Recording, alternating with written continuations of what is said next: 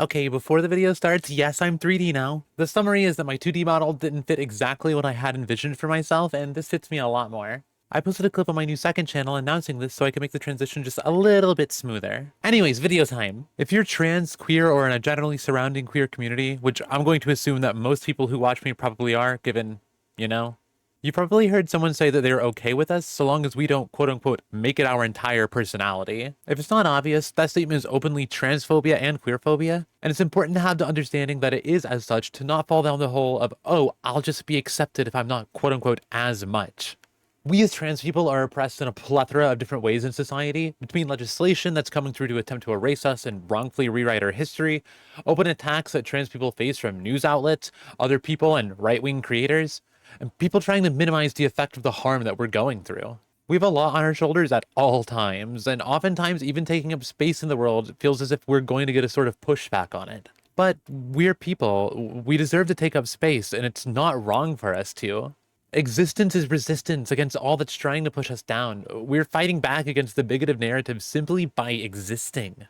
To more directly attack the main point of people saying that we, quote, shouldn't make it our entire personality, first off, I want to say that one thing never encompasses someone's entire personality. We all have our hobbies, interests, passions, enjoyments, and overall have a lot going on in our lives at all times, whether we realize it or not. There's so much more to a person than what's simply seen externally, and if all a bigot sees externally is this person is trans, that says infinitely more about them than it does about anyone else. It ultimately boils down to a point where bigots are going to see a detail that they dislike in us, consciously or not. In this case, the detail is us being trans, and focus heavily on it to a point that any ounce of our queerness will be treated negatively. Their goalpost will slowly move towards their true intentions. First, it'll be them saying we shouldn't make it our entire personality. Then they'd say that we're still doing it too much. Then it would arrive at their final goal of not wanting us to show that we're queer or trans in any way whatsoever. They want to see a world where we can't express a huge part of ourselves, but want to make us feel like we're the ones in the wrongs for not, quote,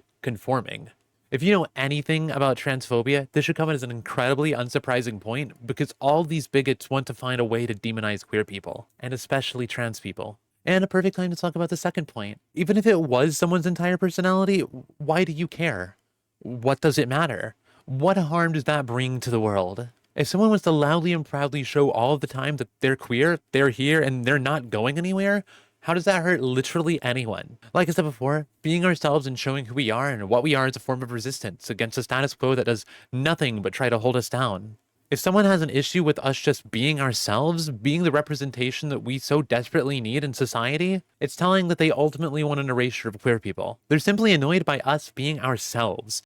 They're annoyed that we won't conform to their idea of okay, because their idea of okay is full of bigotry and harm. We as trans people have existed since the beginning of humanity, yet they try to demonize us like we haven't been. Not because they refuse to look at the history, but because they refuse to accept it and refuse to think outside of their very closed-minded mindset.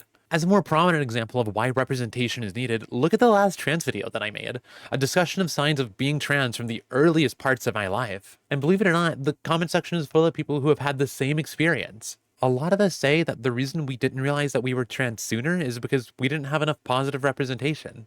We never knew that this was an option that could be obtained. We were forced to feel so extremely wrong and discontent with who we are, simply because society refused to show us the thing that could make us happy. They refused to show us that trans people even existed. And when they did show that trans people existed, it was never in a positive light. But once we realized this was possible and that it was a great thing, that being transgender was a normal thing, our lives made infinitely more sense. All the discontent that I had with myself vanished after social and medical transition. And to continue to strive for happiness for people, it's something that we have to push for in society. We have to have positive representation for a fundamental part of the human existence. I knew that I was trans as a kid. Deep down, I just never had the words nor representation to properly identify what it was that I was feeling. The first time I knew of trans people as a kid, I instantly connected. Everything felt like that was me, but I was told that I had to stay away. I was forced to go through a puberty that didn't match me.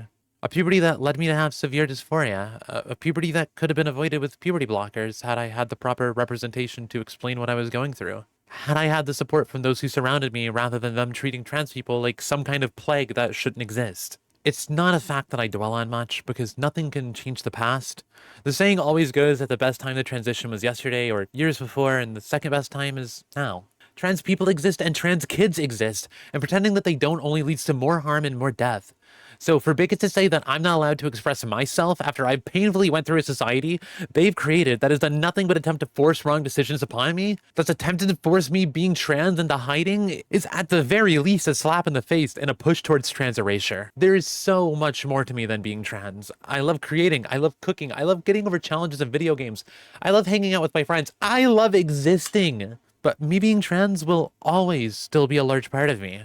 It's a part of me that I'm so extremely proud of, the part of me that I'm the most proud of. To overcome the obstacles of a bigoted society to fully discover myself is nothing short of an astounding achievement. An astounding achievement that I will acknowledge as such. And I'll show this achievement as much as I can. I'll fly the trans flag every single day. I'll be trans forever, and I'll keep fighting for trans rights until my last breath. Bigots will forever see this as a point of attacking me, a way to demonize me, a way for them to find a way to justify their discriminatory hatred towards me, and they'll forever remain uncomfortable. Will forever remain in the wrong, and they'll be forever remembered as being on the wrong side of history.